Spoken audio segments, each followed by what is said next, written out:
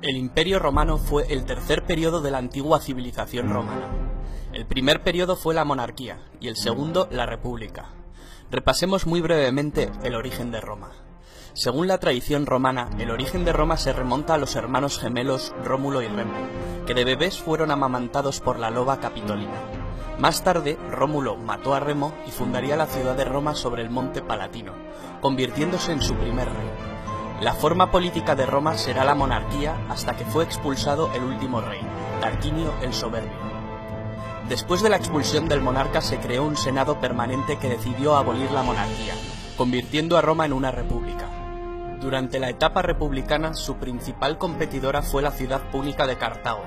Las guerras púnicas llevaron a Roma a salir de sus fronteras naturales, en la península itálica, y a adquirir poco a poco nuevos dominios que debía administrar, como Sicilia, Cerdeña, Córcega, Hispania y Liria. Fue en ese momento, al comienzo mismo de la República, cuando las conocidas siglas SPQR, Senatus Populus Quae Romanus, algo así como el Senado y el pueblo romano, se convirtieron en el símbolo de Roma. Roma se hizo con el control de la cuenca mediterránea. Los dominios se hicieron tan extensos que pronto fueron difícilmente gobernables por un senado incapaz de moverse de la capital ni de tomar decisiones con rapidez. Así fue como surgieron personajes ambiciosos como el general Julio César, quien no solo amplió los dominios de Roma conquistando la Galia, sino que desafió la autoridad del Senado romano y reveló la importancia que tenía poseer la autoridad sobre las tropas para obtener rédito político. Tras la guerra civil que lo enfrentó a Pompeyo y al Senado, César se había erigido en mandatario absoluto de Roma y se había hecho nombrar Dictator Perpetuus. Tal osadía no agradó a los miembros más conservadores del Senado romano que conspiraron contra él y lo asesinaron durante los idus de marzo, dentro del propio Senado, lo que suponía el restablecimiento de la República, cuyo retorno sin embargo sería efímero. El precedente no pasó desapercibido para el joven hijo adoptivo de César, Octavio, quien se convirtió años más tarde en el primer emperador de Roma, tras derrotar en el campo de batalla primero a los asesinos de César y más tarde a su antiguo aliado, Marco Antonio, unido a la reina Cleopatra de Egipto, en una ambiciosa alianza para conquistar Roma. A su regreso a Roma, el poder de Octavio fue enorme, tanto como lo fue la influencia sobre sus legiones. En el año 27 a.C. se estableció una ficción de normalidad política en Roma, otorgando a Augusto por parte del Senado el título de Imperator Caesar Augustus. El título de emperador, que significa vencedor en la batalla, lo convertía en comandante de todos los ejércitos. Formalmente nunca aceptó el poder absoluto, aunque de hecho lo ejerció. Aseguró su poder manteniendo un frágil equilibrio entre la apariencia republicana y la realidad de una monarquía dinástica. Los primeros emperadores desde Augusto hasta la muerte de Nerón, es decir, entre el 27 a.C. y el 68 después de Cristo, formaron la dinastía Julio-Claudia. El reinado de Nerón se asocia comúnmente a la tiranía y a la extravagancia. Se lo recuerda por una serie de ejecuciones sistemáticas, incluyendo la de su propia madre y sobre todo por la creencia generalizada de que mientras Roma ardía en un gran incendio, él lo contemplaba desde la distancia tocando la lira. Tras el periodo del 68 al 69, el año de los 4 emperadores, dio paso a la dinastía Flavia. A los Flavios le sucedieron la dinastía de los Antoninos, que trajeron la época dorada. En esta época, a lo largo del siglo II, el imperio alcanza su máximo esplendor. Destacar la figura del emperador Trajano, nacido en Hispania. Fue el primer emperador romano nacido en una provincia de Roma. Fue un gobernante eficaz y querido por su pueblo. Bajo su reinado el imperio alcanzó su máxima expansión. El último de los llamados 5 buenos emperadores de la dinastía antonina fue Marco Aurelio, al que le sucedió su hijo natural Cómodo, con el que reaparecerían muchos de los problemas previamente presentes en cuanto a sucesiones e inestabilidad. Tras el asesinato de Cómodo por su guardia pretoriana, el imperio se sumió en una época de confrontación civil, tras la que asumió el trono Septimio Severo, quien instauró la dinastía Severa, que termina con Alejandro Severo.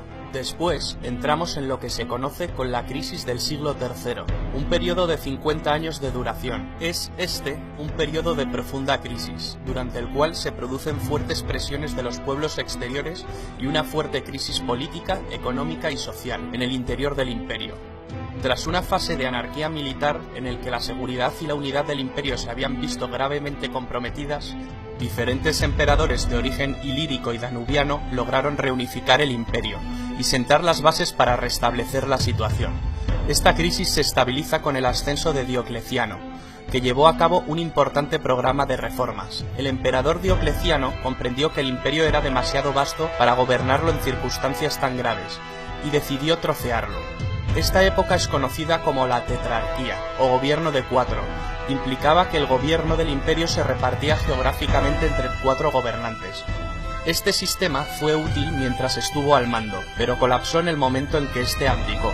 La gran persecución de Diocleciano fue la última y quizá la más sangrienta persecución de cristianos en el Imperio Romano. El sistema de la tetrarquía desembocó en una lucha entre gobernantes en la que solo podía quedar un emperador. Este fue Constantino el Grande, legalizador de la religión cristiana por medio del Edicto de Milán en el año 313.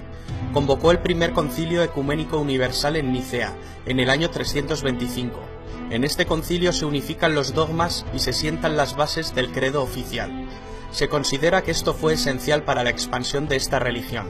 Constantino fue el primer emperador cristiano. En esta etapa se produce el traslado de la capitalidad del imperio a la antigua ciudad de Bizancio, reconstruida y ampliada por decisión del emperador, que pasó a denominarse Constantinopla. El imperio poco a poco fue entrando en declive. El emperador Teodosio I hizo de la religión católica la religión oficial del imperio. Tras su muerte, en el año 395, llega por fin la división administrativa del Imperio Romano en 2 mitades repartidas entre sus 2 hijos.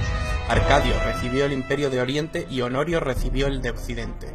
El Imperio Romano de Occidente, terriblemente desgastado tras las incansables incursiones bárbaras, el malestar social por la mala gestión de las tierras y el cristianismo, desapareció en el año 476, fecha en la que se inicia la Edad Media. El Imperio Romano de Oriente perduró cerca de 1000 años más, con el nombre de Imperio Bizantino. El Imperio Bizantino, que acaba adoptando el idioma griego, sobrevivió hasta el año 1453, fecha de la caída de Constantinopla, la actual Estambul. Con el colapso del Imperio Bizantino, último vestigio del Imperio Romano de Oriente, finaliza la Edad Media, dando inicio a la Edad Moderna. El Imperio Romano en su época dorada estuvo en constante expansión, pero dentro de las fronteras del imperio reinaba la paz, lo que se conoció como Pax Romana, que permitió al imperio alcanzar su máximo desarrollo económico, comercial y territorial. En la cúspide de su poder, el Imperio Romano dominaba 3 continentes y numerosas urbes. Allí donde conquistaba, construía. La mayor evidencia del poderío del Imperio Romano es quizá su arquitectura y su ingeniería. Anfiteatros donde se presenciaban espectáculos de luchas de gladiadores, circos donde se realizaban carreras de cuadrigas, teatros que vieron representaciones de tragedias y comedias, termas, acueductos, calzadas, templos para los dioses, basílicas para administrar justicia. Porque no solo nos dejaron un gran legado arquitectónico, una de las mayores herencias fue quizá el derecho romano, uno de los más importantes cuerpos de legislación de la humanidad, y sin duda alguna el primero de Occidente y base del derecho actual. El Imperio Romano consiguió dominar una vasta extensión territorial, con unas mismas costumbres, un mismo modus vivendi para una ciudadanía multiétnica. Este dominio territorial no fue posible sin el ejército más poderoso del mundo, y sus unidades de infantería, las legiones. Durante el imperio el ejército estaba formado por 30 legiones de unos 5.300 hombres cada una. Cada legión se dividía en 10 cohortes, y estas a su vez en centurias. La centuria era la unidad básica de infantería, formando la espina dorsal de las legiones. Cada centuria constaba de 80 hombres y era comandada por un centurión. Para entrar en la milicia, una condición indispensable era ser ciudadano romano. Los esclavos lo tenían completamente prohibido. La sociedad se dividía en varios estamentos. Los ciudadanos romanos se dividían en patricios y plebeyos. Se denominaba patricios a las familias más antiguas de Roma, quienes formaban una aristocracia. Poseían privilegios. Al principio estas familias componían el grueso del Senado. Poco a poco, la descendencia de estas grandes familias fue desapareciendo. Con el paso del tiempo, el término patricio dejó de tener el significado que se le había dado hasta entonces, para significar aristócrata o poderoso, pero sin distinción de sangre. Los plebeyos solían ser campesinos, artesanos, comerciantes, y también constituían el grueso del ejército. Luego estaban los esclavos. Los esclavos no tenían derechos de ningún tipo. Normalmente eran prisioneros de guerra. El número de esclavos en Roma llegó a ser enorme con la expansión del imperio. Se les obligaba a hacer los trabajos más duros. Se puede decir que su destino dependía de la benevolencia o crueldad de su amo. Muchos de estos esclavos eran utilizados para satisfacer las ansias de diversión del emperador y del pueblo. Los esclavos podían ganar su libertad de diversos modos. A los esclavos liberados se les llamaba libertos. Para bien o para mal, Roma está enraizada en nuestras tradiciones políticas, culturales y literarias, en nuestra forma de pensar. Es imposible entender la idiosincrasia de Occidente sin la civilización romana.